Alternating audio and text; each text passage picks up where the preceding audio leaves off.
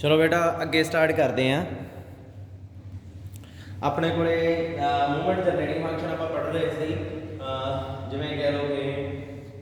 Movement generating function जो movements generate करता उन्होंने कहते हैं। इतने एक एग्जाम्पल आ लैट एग्जाम्पल 3 देखो, let random variable X assume the values are with the probability this हो गया एक्स जी ਉਹਦੀ ਵੈਲਿਊ ਜਦੋਂ r ਹੁੰਦੀ ਆ ਤਾਂ ਪ੍ਰੋਬੇਬਿਲਿਟੀ ਆ ਹੁੰਦੀ ਹੈ ਜਿਹੜੀ ਮੈਂ ਇੱਥੇ ਮੈਂਸ਼ਨ ਕਰਨ ਲੱਗਾ ਕਿ ਉਹਦੀ r-1 p r1 2 3 up to so on infinity ਆਪਣੇ ਕੋਲੇ ਕੀ ਆਊਗਾ ਇਹਦਾ ਸਭ ਤੋਂ ਪਹਿਲਾਂ ਮੂਵਮੈਂਟ ਜਨਰੇਟਿੰਗ ਫੰਕਸ਼ਨ ਪਤਾ ਕਰੋ। ਵੈਸੇ ਪ੍ਰੋਬੇਬਿਲਿਟੀ p ਤੇ ਕਿਉਂ ਦੀ ਇਹਨਾਂ ਨੇ ਮੈਂਸ਼ਨ ਨਹੀਂ ਕੀਤੀ। चलो आप गल करते वैसे पी थे क्यों थे एक रिलेशन होंदा इन्होंने नहीं लिखा आप भी नहीं मैंशन करते, चलो वो गल नहीं करते ना। कहते मूवमेंट जनरेटिंग फंक्शन पता करो, फिर कहना मीन ते वेरिएंस कैलकुलेट करो। हम मूवमेंट जनरेटिंग फंक्शन की होंदा आपको पता एम एक्स जरूर पा लिया करो, इतने थोड़ी किताब वाला नहीं पाता, पर मैं ये कहना कि एक्स नहीं होंदा सदों यह एक्स माइनस 0 होंदा। आपको पता लगता भी कि अबाउट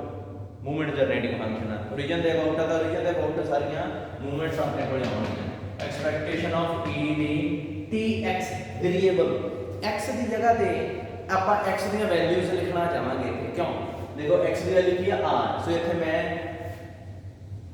चलो एक्स ही पा लो, तुहानूं लगूगा भी इत्थे एक्स ही होना चाहिए तो एक्स पा लो। फिर पता की होगा इत्थे हुण जिहड़ी वैल्यू आऊगी जां तां T x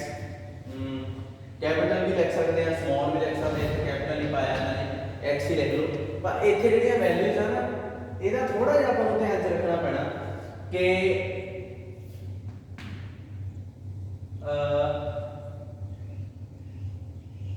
movement generating function जो आप लिखा इतने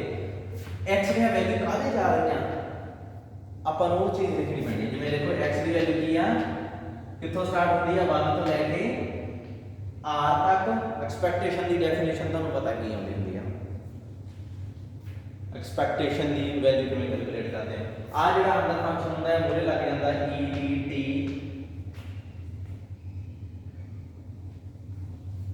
एक्स।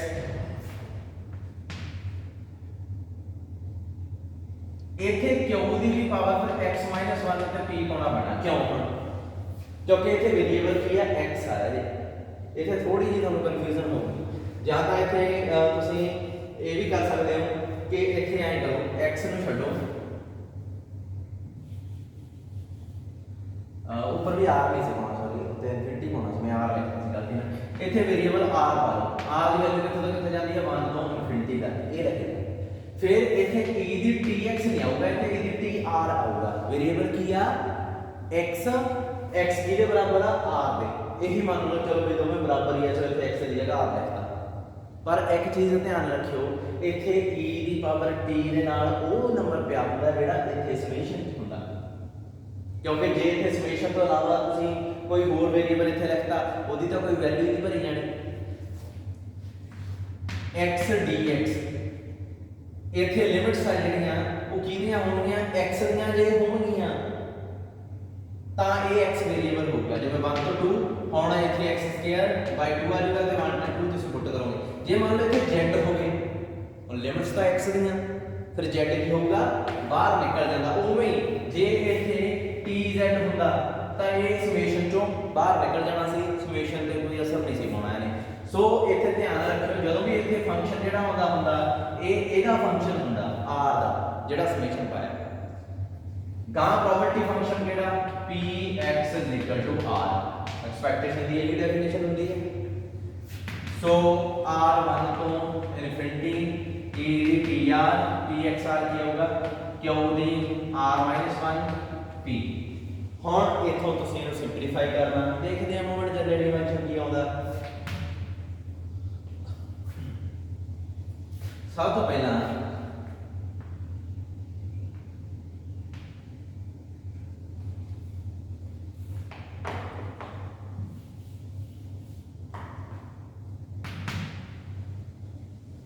अपने को summation r is equal to 1 infinity e the tr q the r q the -1 p ਆ ਚੀਜ਼ ਦਾ ਬਰਾਬਰ p by q नीचे चला गया क्यों बाहर आ गया क्यों क्योंकि ਉਹਦੇ ਚ r है नहीं मैं पहला भी कह चुका ਜਿਹਦੇ ਵਿੱਚ r है नहीं ਇਹਦਾ ਮਤਲਬ ਉਹ ਕਾਂਸਟੈਂਟ ਆ r1 ਤੋਂ ਇਨਫਿਨਿਟੀ ਮੇਰਾ ਕੀ ਇੱਥੇ ਦੇਖੋ q ਤੇ e ਦੀ t ਨੂੰ ਇਕੱਠਾ ਕਰ ਲਿਆ ਉੱਪਰ ਕੀ ਬਣ ਗਿਆ r ਦੇਖੋ ਸੇਮ ਚੀਜ਼ ਹੈ ਰਾਜੇ ਉਹ ਕੀ ਬਣ ਗਿਆ ਆਪਾਂ ਜੇ ਧਿਆਨ ਨਾਲ ਦੇਖੋ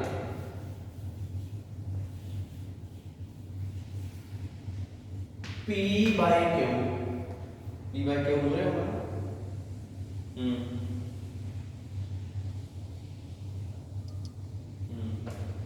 ਦੀ t ਮੂਰੇ ਕੀ ਹੈ q ਇਹਦੀ ਪਾਵਰ 1 q e ਦੀ t 2 q e ਦੀ t 3 infinity p by q ਇਹ ਕੀ ਬਣ ਗਿਆ ਰਹਿ ਗਿਆ gpc ਦੀ ਬਣ ਗਈ ਧਿਆਨ ਨਾਲ ਦੇਖੋ gpc आपको इनफाइनाइट इनफिनिटी तक तो पहली ये भी होता है a1 माइनस कॉमन रेशियो यही होता है इसका आंसर सो a की है पहली टर्म की है q e दी t कॉमन रेशियो की है 1 माइनस वो भी सेम कॉमन रेशियो भी सेम सो आपका आंसर आ गया q का q कटा गया ये बच गया p e दी t 1 माइनस q e दी t आ लो जी ये तो ਤੁਹਾਡਾ ਆਨਸਰ ਆ ਇਹ ਤੁਹਾਡਾ ਮੂਵਮੈਂਟ ਜਨਰੇਟਿੰਗ ਫੰਕਸ਼ਨ ਆ ਗਿਆ ਹੁਣ ਜਦੋਂ ਮੂਵਮੈਂਟ ਜਨਰੇਟਿੰਗ ਫੰਕਸ਼ਨ ਆ ਗਿਆ ਦੈਨ ਮੀਨ ਕੈਲਕੂਲੇਟ ਕਰੋ ਵੇਰੀਐਂਸ ਕੈਲਕੂਲੇਟ ਕਰੋ ਕਈ ਤਰੀਕੇ ਹੁੰਦੇ ਆ ਮੂਵਮੈਂਟ ਜਨਰੇਟਿੰਗ ਫੰਕਸ਼ਨ ਤੋਂ p e ਦੀ t 1 q e ਦੀ t ਹੁਣ ਇੱਕ ਚੀਜ਼ ਮੈਨੂੰ ਦੱਸੋ ਵੀ ਕੀ ਇਹ ਜਿਹੜਾ ਹੈਗਾ ਫੰਕਸ਼ਨ ਜਦੋਂ ਨੀਚੇ ਵਾਲੀ ਚੀਜ਼ 0 ਹੋ ਗਈ ਤਾਂ ਇਹਦਾ ਮਤਲਬ t ਹੈ ਇਹ ਡਿਫਾਈਨਡ ਨਹੀਂ ਹੋਣਾ t ਦੀ ਵੈਲਿਊ ਹੈ ਉਹ ਨਹੀਂ ਭਰ ਸਕਦਾ ਕਿ ਸਾਡੇ ਨਾਲ ਨੀਚੇ ਵਾਲੀ ਚੀਜ਼ 0 ਹੋ ਜਾਏ ਫਿਰ ਕੀ ਕਰੀਏ ਸੋ ਆਪਣੇ ਕੋਲੇ ਕੀ ਆਊਗਾ ਸੋ ਆਪਣੇ ਕੋਲੇ ਕੀ ਆ ਜੇ 1 q e ਦੀ t 0 ਹੋ ਜਾਏ ਤਾਂ ਪੰਗਾ ਪਰ ਇਹ 0 ਕਦੋਂ ਹੋਊਗਾ जे 1 q e दी t बराबर हो जाए 1 by q e the t बराबर हो जाए log आ गया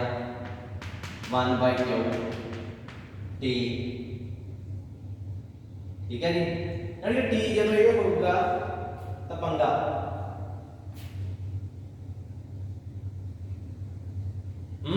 तो आप ऐसे लिख लेते हैं कि t should not be equal to log 1 by q इस तो बिना बाकी सारे चीज़ें तो डिफाइंड है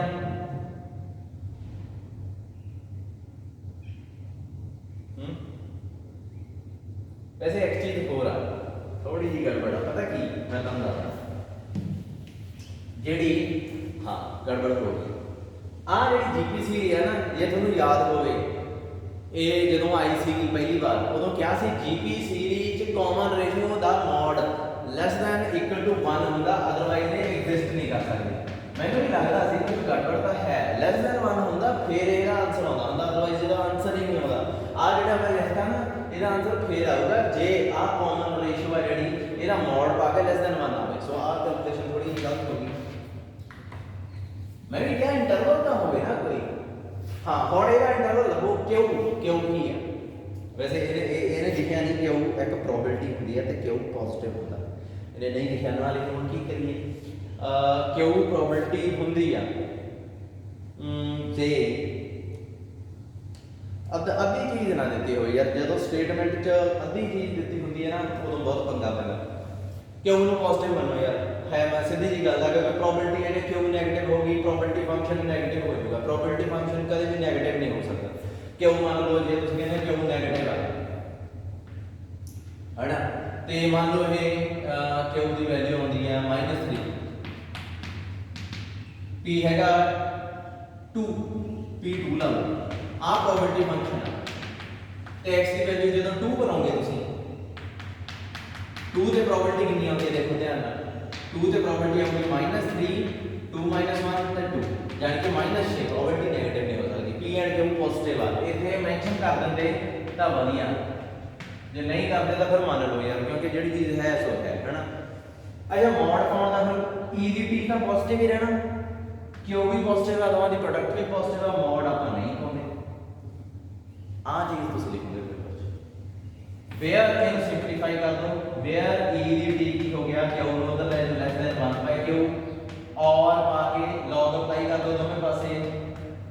log 1/Q t यानी कि log 1/Q तो छोटी छोटी चाहिए, अदरवाइज ये फंक्शन ने वैल्यू ही नहीं देनी ਤੁਹਾਨੂੰ। मूवमेंट जनरेटिंग फंक्शन ला के बस ये लिखना ही ਹੁੰਦਾ, ਇਹਦਾ ਕੁਝ ਨਹੀਂ ਗਾ, ਇਨਾ ਐਪਲੀਕੇਸ਼ਨ ਨਹੀਂ। log 1/Q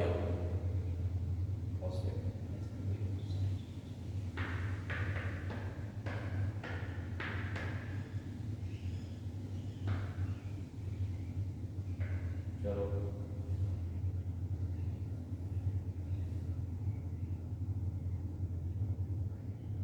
ठीक है ना।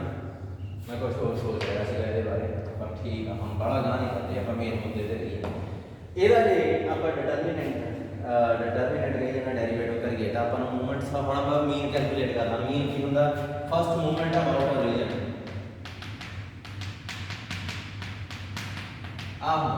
यानी कि μ1 डैश का कोई वैल्यू भी हैगी ਤੁਹਾਡੇ ਕੋਲੇ? हाँ ਤੁਸੀਂ ਕਹੋਗੇ ਸਰ ਪਹਿਲਾਂ ਤਾਂ ਮੈਨੂੰ ਇਹ ਦੱਸੋ ਵੀ ਇਹ ਮੂਵਮੈਂਟਸ ਅਬਾਊਟ ਰੀਜਨ ਆ, ਦੱਸੂਗਾ ਇਹ ਫੰਕਸ਼ਨ ਮੂਵਮੈਂਟਸ ਅਬਾਊਟ ਰੀਜਨ? ਹਾਂ, ਕਿਉਂਕਿ ਇਹ movement generating function about reason. तो ठीक है, ਆਪਾਂ ਕੀ ਕੀਤਾ, ਫਸਟ ਮੂਵਮੈਂਟ ਕੱਢੀ, ਉਹਦਾ ਡੈਰੀਵੇਟਿਵ ਕਰਤਾ ਤੇ t ਦੀ ਵੈਲਿਊ 0 ਕਰਤੀ। ਹੁਣ ਇਹਦਾ ਡੈਰੀਵੇਟਿਵ ਆ ਜਿਹੜਾ ਫਾਸਲਾ ਲੈਂਥ ਹੀ ਆਊਗਾ, ਸੋ ਆਪਾਂ ਡੈਰੀਵੇਟਿਵ ਨਹੀਂ ਕਰਦਾ ਇਹਦਾ, ਇਥੋਂ ਦੇਖ ਕੇ ਲਿਖਣ ਲੱਗਾ ਮੈਂ। ਇਹ ਆਊਗਾ डेरिवेटिव का कार्य नाम है derivative with respect to t करना भाई, p ਤੇ ਕਿਉਂ ਕਾਂਸਟੈਂਟ ਆ, ਕੋਈ ਕਨਫਿਊਜ਼ਨ ਵਾਲੀ ਗੱਲ ਨਾ ਰੱਖਿਓ, ਜਾਂ ਵਿਦ ਰਿਸਪੈਕਟ ਟੂ x ਨਾ ਕਰ ਦਿਓ। p e ਦੀ t 1 q e ਦੀ t ਦਾ ਹੋਲ ਸਕੁਅਰ, t ਦੀ ਵੈਲਿਊ 0। ਕੀ ਆ ਗਿਆ ਆਨਸਰ, t ਦੀ ਵੈਲਿਊ 0 ਭਰ ਦੋ ਉਹਦੇ ਚ, p 1 q ਦਾ होल स्क्वायर आ गया ਤੁਹਾਡਾ ਫਸਟ। ਆ ਦੇਖੋ ਹੁਣ ਕਰ ਗਿਆ ਨਾ ਉਹੀ ਗੱਲ, 147 ਪੇਜ ਤੇ ਪਹਿਲਾ ਸਟੈਪ ਦੇਖੋ, ਇਹਨੇ 1 q ਦੀ ਵੈਲਿਊ p ਭਰ ਲਈ, ਕਿਉਂ ਉੱਤੇ ਤਾਂ ਦਿੱਤੀ ਨਹੀਂ, ਕਿੱਥੇ ਤੁਹਾਨੂੰ ਕਿਉਂ ਪਤਾ ਲੱਗਿਆ 1 p ਐਂਡ q? ਮੈਂ ਕੋਈ ਕਹੀ ਨਾ ਅੱਧੀਆਂ ਚੀਜ਼ਾਂ ਮੈਂਸ਼ਨ ਕੀ ਕੀਤੀਆਂ ਨੇ। ਵੈਸੇ ਇਹ ਜਿਹੜਾ ਮੈਂ ਤੁਹਾਨੂੰ ਦੱਸਦਾ ਇਹ ਹੁੰਦੀ ਹੈ ਜਿਓਮੈਟ੍ਰਿਕ ਡਿਸਟ੍ਰੀਬਿਊਸ਼ਨ। ਜਿਓਮੈਟ੍ਰਿਕ ਡਿਸਟ੍ਰੀਬਿਊਸ਼ਨ ਕੀ ਹੁੰਦੀ ਆ, q ਹੈ ਜਿਹੜੀ ਪ੍ਰੋਬੇਬਿਲਿਟੀ ਆਫ ਫੇਲਿਅਰ ਹੁੰਦੀ ਹੈ, ਇਹ ਪ੍ਰੋਬੇਬਿਲਿਟੀ ਆਫ ਸਕਸੈਸ ਹੁੰਦੀ ਹੈ। ਮਤਲਬ ਕੀ ਹੈ ਕਿ ਤੁਸੀਂ ਕੋਈ ਟੈਸਟ ਦੇ ਰਹੇ ਹੋ, ਤੁਸੀਂ 7 ਵਾਰ ਫੇਲ ਹੋ ਕੇ ਪਾਸ ਹੁੰਦੇ ਹੋ 8ਵੀਂ ਵਾਰ, ਇਹ ਜਿਹੜੀ ਪ੍ਰੋਬੇਬਿਲਿਟੀ ਹੈ ਕੀ ਰਿਪਰੈਜ਼ੈਂਟ ਕਰਦੀ ਹੈ, q ਮਤਲਬ ਪਹਿਲੀ ਵਾਰ ਫੇਲ q, ਦੂਜੀ ਵਾਰ ਫੇਲ q, ਤੀਜੀ ਵਾਰ ਫੇਲ q, ਫਿਰ q, ਦੈਨ ਪਾਸ, ਉਹਦੇ ਨਾਲ p ਲਾ ਦਿੰਦੇ। ਜਿਓਮੈਟ੍ਰਿਕ ਆਊਗਾ ਹਜੇ ਥੋੜਾ ਜਿਹਾ ਘੱਟ ਸਮਝ ਲੱਗੂ, ਹਜੇ ਤੁਸੀਂ ਇਹਦੇ ਨਾਲ ਮਤਲਬ ਰੱਖੋ। ਇੱਥੇ ਇਹਨੂੰ ਬੰਦੇ ਨੂੰ ਇਹ ਮੈਂਸ਼ਨ ਕਰਨਾ ਚਾਹੀਦਾ ਸੀ ਵੀ p + q ਹੈ ਜਿਹੜਾ ਉਹ 1 ਦੇ ਬਰਾਬਰ ਹੈ ਤੇ p q ਦੋਵੇਂ ਪੋਜ਼ਿਟਿਵ ਹੈ, ਕਿਉਂਕਿ ਉਹ ਜਿਓਮੈਟ੍ਰਿਕ ਡਿਸਟ੍ਰੀਬਿਊਸ਼ਨ ਦੀ ਇਹ ਗੱਲ ਕਰ ਰਿਹਾ, ਉਹ ਚ ਇਹ ਚੀਜ਼ ਨਾਲ ਦਿੱਤੀ ਹੁੰਦੀ ਹੈ। ਠੀਕ ਹੈ, ਚਲੋ ਇਹ ਆਪਾਂ ਸਟੇਟਮੈਂਟ ਨੂੰ ਗਲਤ ਸਮਝ ਕੇ ਆਪਾਂ ਆਪਣੇ ਵੱਲੋਂ ਡੇਟਾ ਪਾ ਕੇ ਇਸ ਮੈਂ ਇਹਨੂੰ ਸੋਲਵ ਕਰਨ ਲੱਗਾ। ਆ ਜੀ ਜਾ ਕੇ 1 - q ਦੀ ਵੈਲਿਊ ਕੱਢੋ, p ਆ ਗਈ ਨਾ, p/p² ਬਣ ਜੂਗਾ, ਯਾਨੀ ਕਿ 1/p ਤੁਹਾਡਾ फर्स्ट मूवमेंट आ जाएगी, यानी कि मीन आ जाएगा। सेकंड मूवमेंट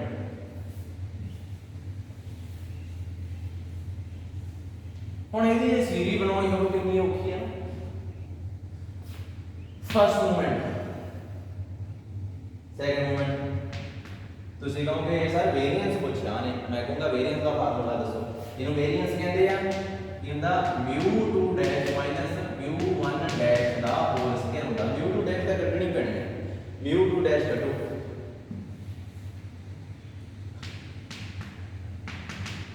की आऊगा ਇਹਦਾ ਇੱਕ ਹੋਰ ਡੈਰੀਵੇਟਿਵ ਇਹਦਾ ਕਰਦੇ ਆ।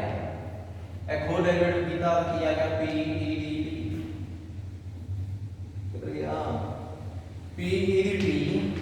1 + q e d t 1 - q e d t ਦਾ q, t ਦੀ ਵੈਲਿਊ 0। टी की value 0 p 1 plus q 1 minus q दी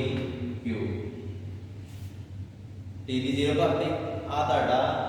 सेट मोमेंट है कुछ सिंपलीफाई करना चाहते तो कर लो होना तो है नहीं ਕੀ ਆਊਗਾ p 1 plus q ਇਹਦੀ ਜਗ੍ਹਾ ਤੇ ਫਿਰ p ਭਰ ਦਾਂਗੇ p ਦੀ q ਆ ਗਿਆ p plus ਆ 1 plus q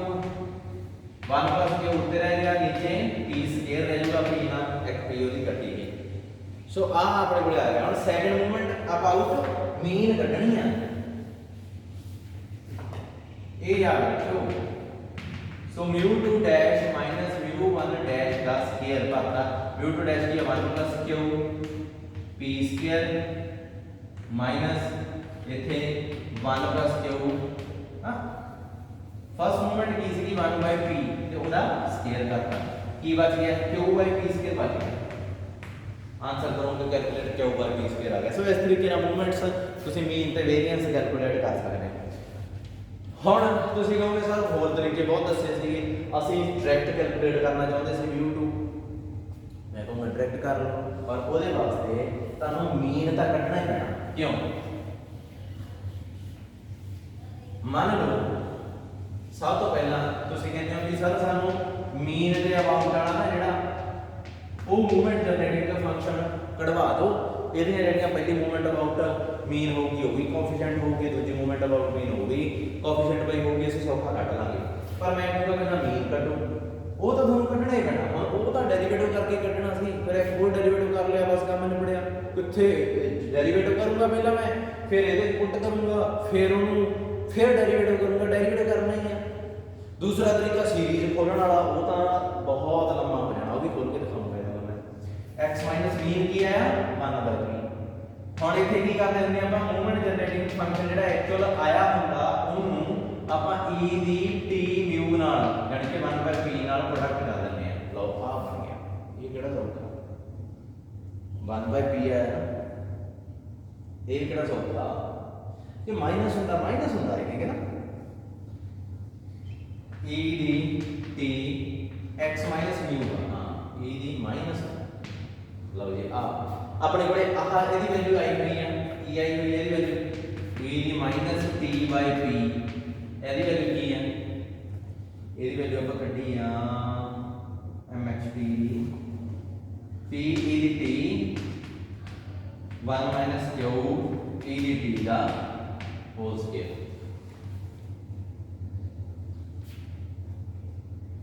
ਠੀਕ ਹੈ ਸੋ ਇਹਦੇ ਚ ਕੀ ਆ ਆਪਣੇ ਕੋਲੇ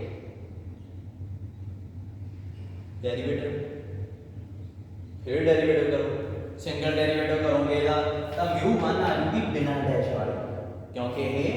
खास मोमेंट जनरेटिंग फंक्शन है डबल डेरिवेटिव करोगे μ2 आ जाएगी वो भी बिना डैश वाली केड़ी की हुंदी है वेरिएंस पर राजे मैंने तो जब सुनना चाहिए लग रहा है इस टाइम डेरिवेटिव करने की मेरी हिम्मत नहीं हो रही मैं सच्ची गल दसा क्योंकि फिर ਇਹਦਾ ਕੀ डेरिवेटिव करना पता ਤੁਹਾਨੂੰ ਡੈਰੀਵੇਟਿਵ ਕਰਨਾ ਆਉਂਦਾ ਪਰ ਲੰਬਾ ਕਿੰਨਾ ਜਾਣਾ ਫਿਰ ਨਾ ਮਤਲਬ ਤੁਹਾਨੂੰ ਮੈਂ ਪਾਥ ਦੱਸਤਾ ਵੀ ਡੈਰੀਵੇਟਿਵ ਇਹਦਾ ਕਰੋ ਇੱਕ ਵਾਰੀ ਕਰੋਗੇ μ1 ਆ ਜੂਗੀ ਵਿਦਆਊਟ ਡੈਸ਼ ਵਾਲੀ μ2 ਆ ਜੂਗੀ ਵਿਦਆਊਟ ਡੈਸ਼ ਵਾਲੀ μ1 ਵਿਦਆਊਟ ਡੈਸ਼ ਵਾਲੀ ਕੀ ਹੁੰਦੀ ਹੈ ਪਹਿਲਾਂ ਇਹ ਤੁਹਾਨੂੰ ਮੈਂ ਦੱਸਿਆ ਹੋ ਪਹਿਲਾਂ ਫਸਟ ਮੂਵਮੈਂਟ ਅਬਾਊਟ ਮੀਨ ਕੀ ਹੈ μ ਕੀ ਹੋਊਗਾ ਐਕਸਪੈਕਟੇਸ਼ਨ x ਤੇ ਲੱਗ ਗਈ ਤੇ ਐਕਸਪੈਕਟੇਸ਼ਨ μ ਤੇ ਲੱਗ ਗਈ एक्सपेक्टेशन x इसे भी तो मीन कहते हैं तो मीन ਨੂੰ ਆਪਾਂ ਕੀ ਮੰਨਦੇ ਆ μ ਸੋ ਇੱਥੇ μ ਲਿਖਦਾ ਐਕਸਪੈਕਟੇਸ਼ਨ ਆਫ μ ਕੀ ਆਉਗੀ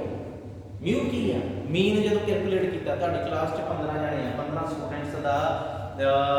20 25 30 ਆਇਆਂ ਦਾ ਨੰਬਰ ਆਏ ਹੋਏ ਆ ਉਹਨਾਂ ਦਾ ਮੀਨ ਕੱਢੂਗਾ ਅਪਰੋਕਸੀਮੇਟਲੀ 27 28 ਨੰਬਰ ਆ ਜਾਊਗਾ ਨੰਬਰ ਆਊਗਾ ਆਨਸਰ ਆ ਜਾਊਗਾ ਆਨਸਰ ਆਉਣਾ ਜਿਹੜਾ ਆਨਸਰ ਹੁੰਦਾ ਨਾ ਉਹਦੇ ਚ ਕੋਈ ਵੇਰੀਏਬਲ ਨਹੀਂ ਹੁੰਦਾ that is a real number so expectation किसी constant दी की होती है same so mu minus mu की हो गया 0 so mu1 याद रखियो हमेशा mu1 0 ही होती है तो सीखोगे पर सर इतने का तो कैलकुलेट करी वो काके mu1 डैश कैलकुलेट की है मैं बिना डैश वाली गल करदा mu2 जेडी है वो कुछ भी आ सकती है mu2 डैश भी नॉन जीरो हो सकती है mu2 भी नॉन जीरो हो सकती है पर कटना किवें है देखो mu1 जब तुम कटोगे इथे एक डेरिवेटिव का करोगे with respect to t आ जड़ा लम्बा चौड़ा या फिर दोबारा लिखता 1 माइनस क्यू इनटू टी दा होल स्क्वायर इत्थे जो टी नूं 0 भर दोगे ना आंसर तुहाडा 0 आउणा चाहीदा जे ना आया तुसीं गलत करता कुछ समझे। उस बाद म्यू टू डबल डेरिवेटिव में कट हुण जे कोई कहंदा भी मैं सीरीज खोल लूंगा सर मैं कहूंगा ठीक है खोल ला भाई सीरीज खोलो आहा मूवमेंट जनरेटिंग फंक्शन है जेड़ा तुहाडे सामने लिखा है ਇਹਦੇ ਤੋਂ ਹੁਣ ਕਿਉਂਕਿ ਇਹ ਅਬਾਊਟ origin ਆ ਤਾਂ first movement about origin calculate ਕਰੋ ਤੁਸੀਂ ਕਹੋਗੇ ਸਰ ਸੀਰੀਜ਼ ਖੋਲ ਲੈਣੇ ਮੈਂ ਖੋਲੋ ਹਿੰਮਤ ਹੀ ਨਹੀਂ ਪੈਂਦੀ ਖੋਲਣ ਦੀ ਇਹ ਦੇਖੋ p e ਦੀ t ਦੀ ਸੀਰੀਜ਼ ਕੀ ਹੁੰਦੀ ਆ 1 t by 1 factorial t square by 2 factorial up to so on ਤਾਂ ਨੀਚੇ ਵਾਲੀ ਜਿਹੜੀ ਚੀਜ਼ ਇਹਨੂੰ ਉੱਤੇ ਲੈ ਆਓ q e ਦੀ t -2 ਹਾਂ ਹੁਣ ਬਾਇਨੋਮੀਅਲ ਖੋਲੋ ਪਹਿਲਾਂ ਕਹਿੰਦਾ ਨਾ ਬੰਗਾ ਇਹ ਇੰਨਾ ਸੌਖਾ ਕੰਮ ਨਹੀਂ ਸੀਰੀਆਂ ਵੀ ਉਨੀ ਖੁੱਲ ਜਾਂਦੀਆਂ p1 t by 1 factorial t square by 2 factorial ਇਹ ਆ ਗਿਆ ਇੱਥੇ 1 - q ਇਹਨੂੰ ਫੇਰ ਖੋਲੋ e ਦੀ t ਨੂੰ 1 t by 1 factorial t square by 2 factorial up to so ਇਹਦੇ ਉੱਪਰ ਕੀ ਹੈ power -2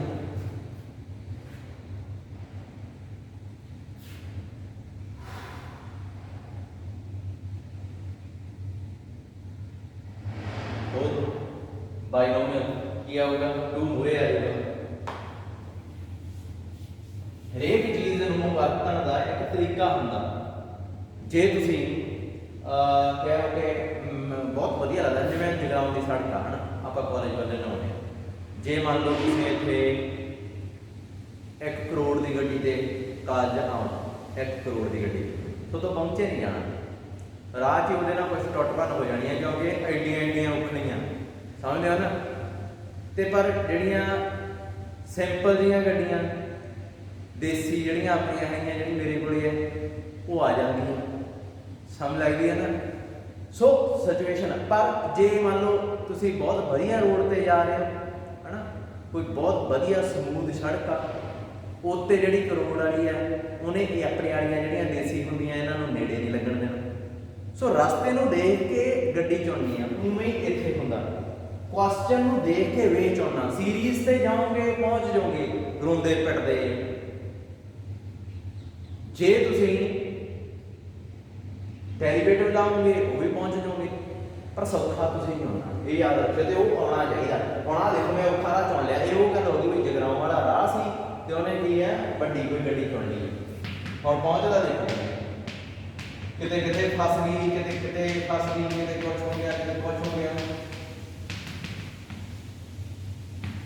1 plus 2q 1 by t 1 factorial t square by 2 factorial इसे क्या होगा -2 -3 by factorial -q 1 by t over 1 t square by 2 factorial the whole square आम नहीं ना binomial खोली चलो हजे प्रोडक्ट भी करनी है मैं जस्ट ਤੁਹਾਨੂੰ ਫੀਲ ਕਰਾਉਣਾ ਚਾਹੁੰਦਾ ਵੀ ਇੱਕ ਗਲਤ ਮੈਥਡ ਚੁਣਨ ਦਾ ਮਤਲਬ ਇੱਥੇ ਇਹ ਆ ਵੀ ਤੁਹਾਡਾ ਕੁਐਸਚਨ ਹੋਣਾ ਨਹੀਂ ਗਲਤ ਮੈਥਡ ਚੁਣਨ ਦਾ ਨਤੀਜਾ ਇਹ ਨਿਕਲ ਆਉਂਦਾ ਤੁਰੇ ਚੱਲੋ ਬਸ ਗਾਂ ਨਹੀਂ ਅੱਛਾ ਸਭ ਤੋਂ ਪਹਿਲਾਂ ਹੁਣ ਮੈਂ ਇਹਨੂੰ ਪ੍ਰੋਡਕਟ ਕਰਾਂ p ਇਹਨੂੰ ਕੀ ਆਊਗਾ p 1 ਨੂੰ 1 ਨਾਲ ਕੀਤਾ 1 ਤੇ ਆ p ਆ ਗਿਆ ਉਸ ਤੋਂ ਬਾਅਦ t ਦੇ ਕੋਐਫੀਸ਼ੀਐਂਟ ਕੱਢੋ एक आ गया p by 1 फैक्टोरियल इधरों ਇਹਦੇ ਨਾਲ ਜਦੋਂ t ਨੂੰ ਪ੍ਰੋਡਕਟ ਕਰੋਗੇ ਤਾਂ ਕੱਲਾ t ਆਊਗਾ ਤੇ ਇਧਰੋਂ ਆ ਦੇਖੋ ਕਾਂਸਟੈਂਟ ਰਹਿ ਗਿਆ 2q ਇਹਦੇ ਚ ਐਡ ਹੋਣਾ ਸੀ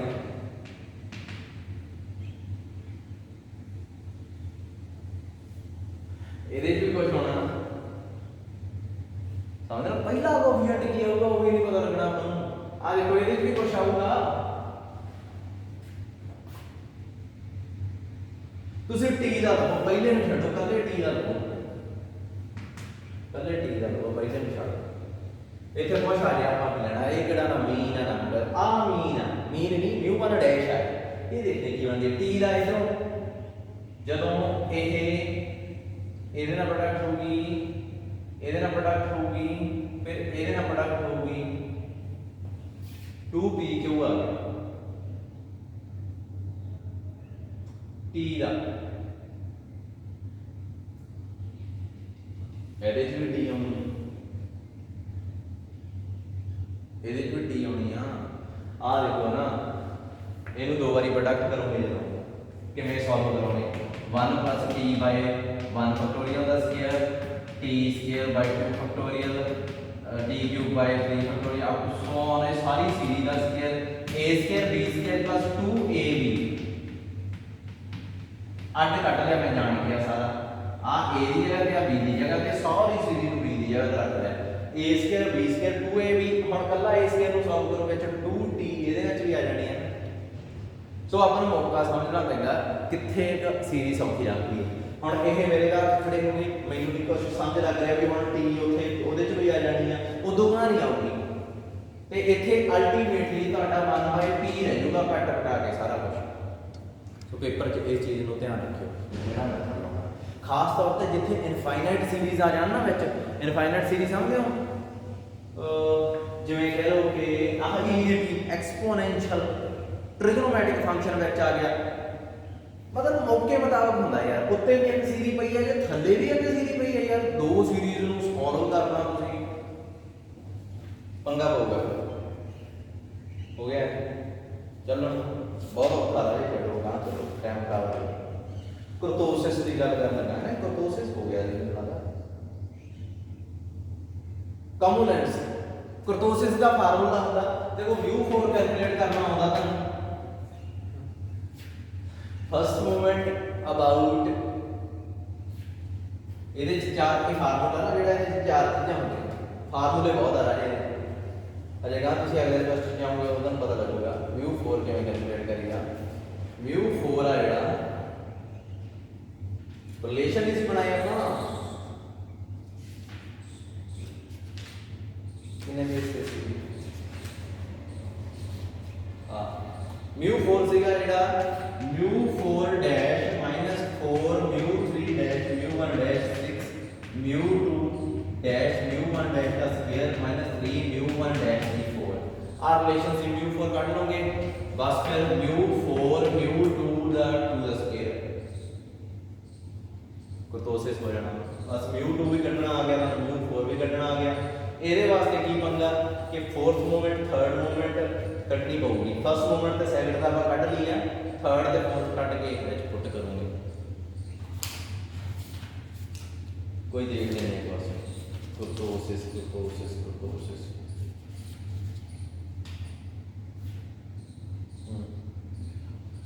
एग्जांपल 6 देखो, करतोसिस वैसे नहीं कंपोनेंट्स तो दसना चाहिए ਤੁਹਾਨੂੰ ਪਹਿਲਾਂ। ਚਲੋ ਕਰਤੋਸਿस ਹੀ ਕਰਦੇ ਹਾਂ।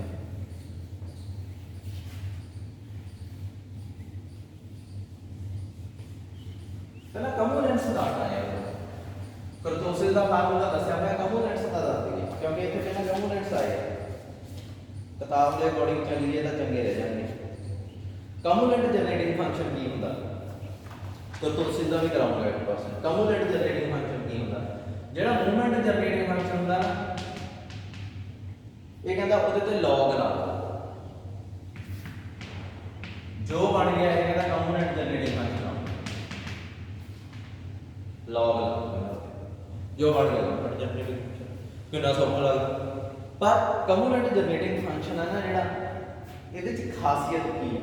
ਕਹਿੰਦਾ log ਲਾ ਕੇ ਜਦੋਂ ਤੁਸੀਂ ਇਹਨੂੰ ਖੋਲੋਗੇ ਤਾਂ ਕੀ ਬਣੂਗਾ, ਕਹਿੰਦਾ ਇੱਕ ਇਹੋ ਜਿਹੀ ਸੀਰੀ ਬਣੂਗੀ k1t k2t square by 2 factorial kr pr by r factorial। ਇੱਕ ਇਹਦੇ ਚ ਖਾਸ ਚੀਜ਼ ਕੀ ਹੈ ਵੀ ਮੂਵਮੈਂਟ ਜਨਰੇਟਿੰਗ ਫੰਕਸ਼ਨ ਚ ਨਾ ਜਿਹੜੀ ਸੀਰੀ ਪਹਿਲਾਂ ਐ ਬਣਦੀ ਸੀਗੀ 1 μ1 dash μ2 dash t square by 2 factorial. Movement generating function ਚ ਤਾਂ ਇਹ ਇਹੋ ਜਿਹੀ ਬਣਦੀ ਸੀ, 1 ਤੋਂ ਸਟਾਰਟ ਹੁੰਦੀ ਸੀ, ਇੱਥੇ 1 ਤੋਂ ਹੀ ਸਟਾਰਟ ਹੋਈ। ਸਭ ਤੋਂ ਵੱਡਾ ਫਰਕ ਹੈ k1t 1 ਹੈ ਹੀ ਨਹੀਂ ਇਹਦੇ। दूसरी चीज कहता जो कंपोनेंट r कंपोनेंट कटना के r कहता डेरिवेटिव कर लो, कोएफिशिएंट ऑफ की होगा और t r by r factorial ਹੁੰਦਾ ਉਹ ਤਾਂ ਆਪਾਂ ਨੂੰ ਹੁੰਦਾ ਹੀ ਹੈ। ਕਿਹੜਾ ਫਾਰਮੂਲਾ ਹੁੰਦਾ, ਆਪਾਂ r ਦਾ ਡੈਰੀਵੇਟਿਵ ਕਰ ਦਿੰਦੇ ਆ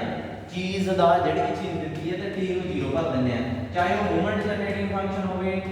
ਚਾਹੇ ਉਹ ਕੰਪੋਨੈਂਟ ਹੋਵੇ TGR/R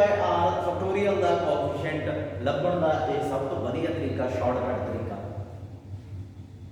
ਇਹ ਵਰਤ ਸਕਦੇ ਹਾਂ। KR ਆਪਾਂ ਕਰ ਸਕਦੇ ਹਾਂ। ਇਹ ਇਦਾਂ ਦਾ ਕਿਉਂ ਹੁੰਦਾ, T ਤੋਂ ਕਿਉਂ ਸਟਾਰਟ ਹੁੰਦਾ, ਇਹਦਾ ਪ੍ਰੂਫ ਆਪਣਾ relation between components and movements ਉਹਦੇ ਚ ਕਰੂਗਾ। ਇਹ ਤੁਹਾਡੇ ਕੋਲ ਹੈ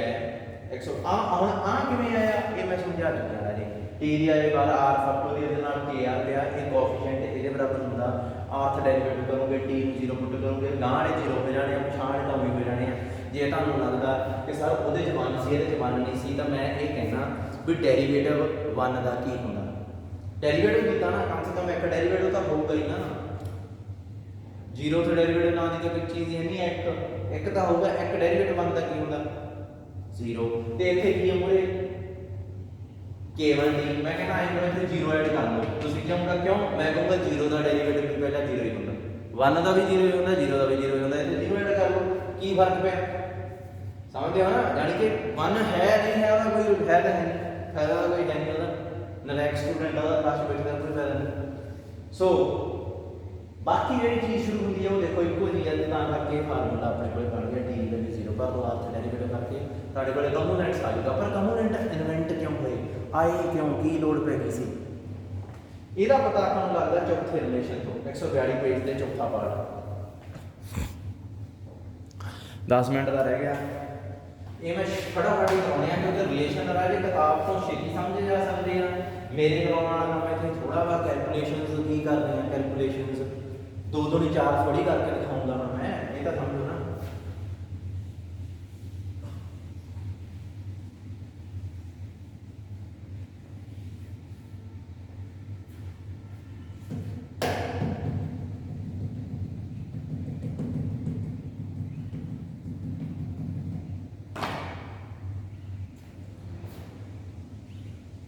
KX ਦੀ ਹੈ ਜਿਹੜਾ ਆਪਣੇ ਕੋਲੇ ਉਹ ਕੀ ਹੁੰਦਾ, ਆਪਾਂ ਹੁਣੇ ਲੈ ਕੇ ਹਟੇ ਆ, ਬਸ ਇਹ ਆਖਰੀ ਆ। log m, ਇਹ ਆਰਟੀਕਲ ਚੌਥਾ 142 ਪੇਜ ਤੇ ਦਿੱਤਾ ਹੋਇਆ। KX ਹੈ ਜਿਹੜਾ log mx t ਦੇ ਬਰਾਬਰ ਹੁੰਦਾ, ਇਹ ਆਪਾਂ ਮੰਨ ਲਿਆ। ਆਪਾਂ ਇਹ ਵੀ ਮੰਨ ਲਿਆ ਕਿ ਕੋਈ ਇਹੋ ਜਿਹੀ ਸੀਰੀ ਬਣੂਗੀ, ਪਰ ਉਹ ਦੇਖਣ ਚ ਇੰਨੀ ਸੌਖੀ ਨਹੀਂ ਹੋਣੀ। ਜਦੋਂ ਮੈਂ ਬਣਾਈ ਨਾ ਇੱਥੇ ਉਦੋਂ ਤੁਹਾਨੂੰ ਸਮਝ ਲੱਗੂਗੀ ਵੀ ਸੀਰੀ ਇਹ ਤਾਂ ਬਹੁਤ ਸੌਖੀ ਜੀ ਲੱਗਦੀ ਹੈ, ਉਹ ਤਾਂ ਬਹੁਤ ਹੀ ਕੁਝ ਹੋਰ ਹੀ ਜਿਹਾ ਬਣ ਜਾਣਾ। ਸੋ log ਮੈਂ ਇਹਨੂੰ ਸਿੰਪਲੀਫਾਈ ਕਰਨਾ ਸ਼ੁਰੂ ਕਰਤਾ ਤਾਂ ਇਹਦੀ ਸੀਰੀ ਚ ਕਨਵਰਟ ਕਰੂੰਗਾ। ਮੈਂ ਦੇਖਦਾ K1 ਕੀ ਹੁੰਦਾ ਤੇ K2 ਕੀ ਹੁੰਦਾ। ਸਿੱਧੀ ਜੀ ਗੱਲ ਹੈ ਨਾ। ਰਿਲੇਸ਼ਨ ਦਾ ਮਤਲਬ ਇਹੀ ਹੈ ਵੀ ਮੂਵਮੈਂਟਸ ਨਾਲ K1 ਦਾ ਰਿਲੇਸ਼ਨ, ਮਤਲਬ μ1 ਡੈਸ਼ μ2 ਡੈਸ਼ ਦਾ K1 ਨਾਲ ਕੀ ਰਿਲੇਸ਼ਨ ਹੈ ਇਹ ਦੇਖੋ। ਸੋ Kx ਦੀ ਸ਼ੁਰੂ ਹੋਈ log mx t ਕੀ ਹੁੰਦਾ 1 μ1 dash t μ2 dash t square by 2 factorial up to so on। ਇਹ ਹੈ ਨਾ, ਇਦਾਂ ਦੀ ਸੀਰੀ ਖੁੱਲਦੀ ਹੁੰਦੀ ਹੈ ਨਾ, ਵਿੱਚ 1 ਪਿਆ ਹੁੰਦਾ। ਮੈਂ ਤਾਂ ਹੁਣ ਪੁੱਛਦਾ 1 plus x log 1 plus x ਖੋਲਣਾ ਹੁੰਦਾ, ਤੁਸੀਂ ਕਹੋਗੇ ਹਾਂ log 1 plus x ਦਾ ਹੁੰਦਾ ਕੀ ਹੁੰਦਾ x minus x square by 2 plus x cube by 3 factorial ਨਹੀਂ ਹੁੰਦਾ ਫੈਕਟੋਰੀਅਲ। ਸੋ ਇੱਥੇ x ਦੀ ਜਗ੍ਹਾ ਤੇ ਆਪਾਂ ਵੱਡੀ ਸਾਰੀ ਸੀਰੀ ਆ ਪੁੱਟ ਕਰ ਦੋ। ਹੁਣ ਲੱਗਦਾ ਨਾ ਥੋੜਾ ਜਿਹਾ ਔਖਾ ਕੰਮ। μ1 dash t μ2 dash t square by 2 factorial up to so on। ਇਹ ਆ ਗਿਆ ਪਹਿਲਾਂ x ਦੀ ਜਗ੍ਹਾ ਤੇ minus x square by 2 ਕੀ ਆਊਗਾ minus 1 by 2 ਇੱਥੇ ਆ ਜਾਊਗਾ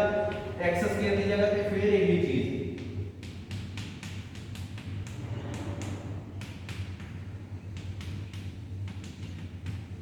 ठीक है, फिर क्यूब की जगह भी कुछ होना 1/3 x क्यूब है, x की जगह पे फिर होगी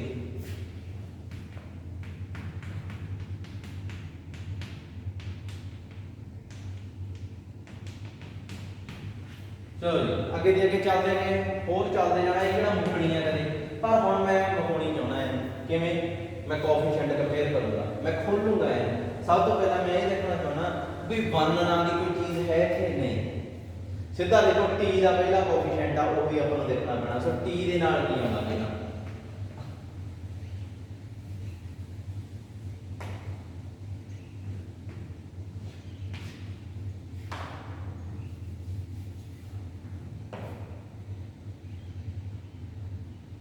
हाँ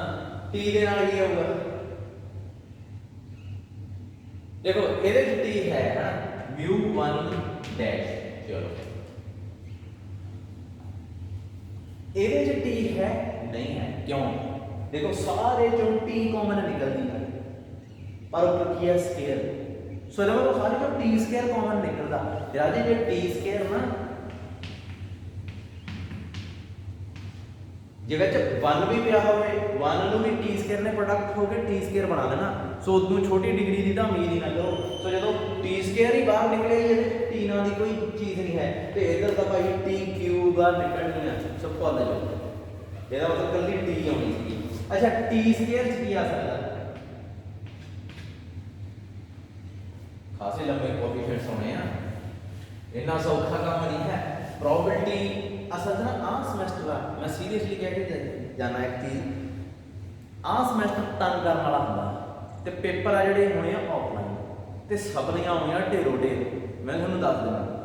मैं एडी भैड़ा शब्द आ सपली स्टूडेंट वास्ते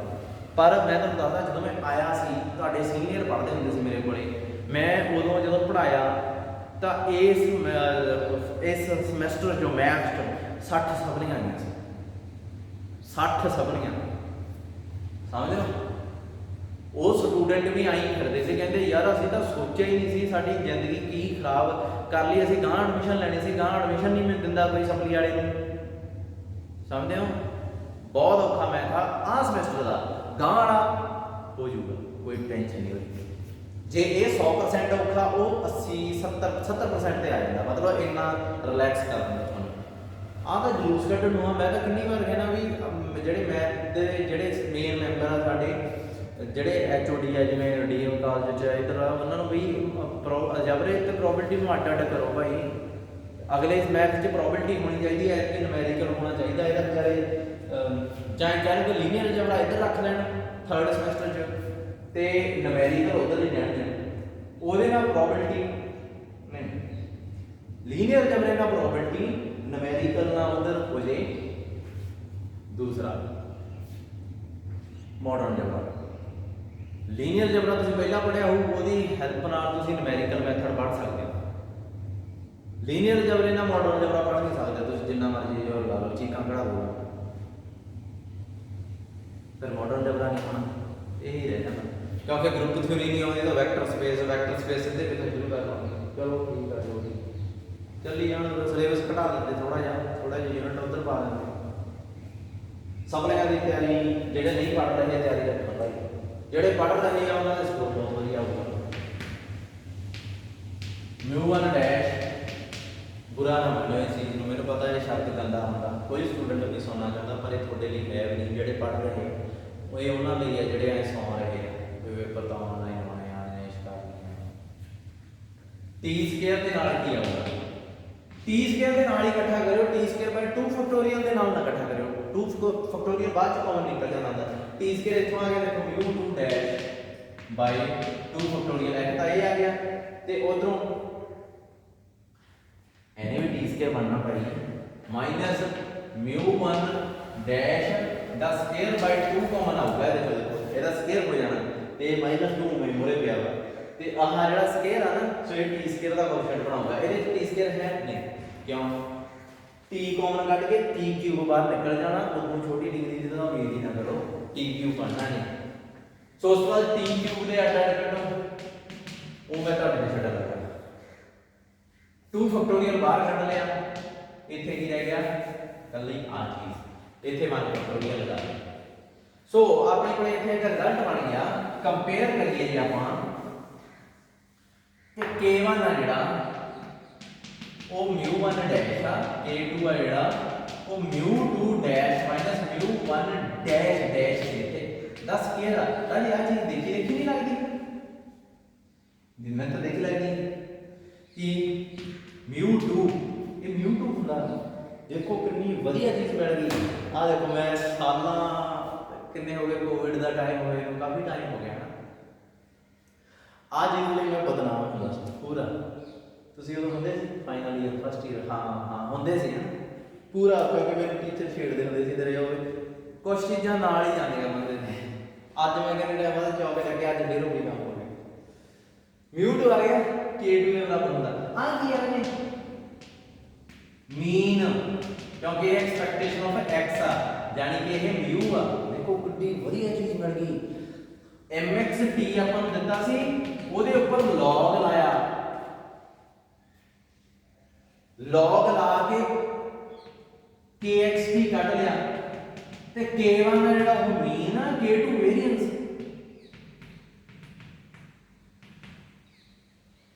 ਜ਼ਿਆਦਾਤਰ ਚੀਜ਼ਾਂ ਚ ਰਾਜੇ ਇਹੀ ਦੋਵੇਂ ਮੇਨ ਹੁੰਦੇ ਆ, ਜ਼ਿਆਦਾਤਰ ਚੀਜ਼ਾਂ 'ਚ ਇਹੀ ਦੋਵੇਂ ਮੇਨ ਹੁੰਦੇ, ਮੀਨ ਤੇ ਵੇਰੀਐਂਸ ਬਹੁਤ ਜ਼ਰੂਰੀ ਹੁੰਦੇ ਆ। ਬਾਕੀ ਚੀਜ਼ਾਂ ਦੀ ਇੰਨੀ ਲੋੜ ਨਹੀਂ ਪੈਂਦੀ। ਮੈਂ ਤੁਹਾਨੂੰ ਵੈਸੇ ਦੱਸਿਆ ਸੀ ਕਿ ਜੇ ਮੀਨ ਤੇ ਵੇਰੀਐਂਸ ਕੱਢਣੇ ਆ, ਮੂਵਮੈਂਟ ਜਨਰੇਟਿੰਗ ਆਹ ਫੰਕਸ਼ਨ ਦਿੱਤਾ ਹੋਇਆ ਤਾਂ ਇੱਥੇ e ਦੀ ਮਾਈਨਸ tu ਨਾਲ tu ਨਾਲ ਪ੍ਰੋਡਕਟ ਕਰਕੇ ਫਿਰ ਡੈਰੀਵੇਟਿਵਸ ਕਰੋ, ਦੈਨ ਤੁਹਾਡੇ ਕੋਲ μ1 ਬਿਨਾ ਡੈਸ਼ ਵਾਲਾ, μ2 ਬਿਨਾ ਡੈਸ਼ ਵਾਲਾ ਆ ਜਾਂਦਾ। ਪਰ ਇਹਨੇ ਉਤੋਂ ਵੀ ਸੌਖਾ ਤਰੀਕਾ ਦੱਸਦਾ, ਕਹਿੰਦਾ ਆਹ ਮੀਨ ਮੂਨ ਕੱਢਣ ਦੀ ਲੋੜ ਨਹੀਂ, ਕਹਿੰਦਾ ਸਿੱਧਾ log ਲਾਓ ਡੈਰੀਵੇਟਿਵ ਕਰੋ।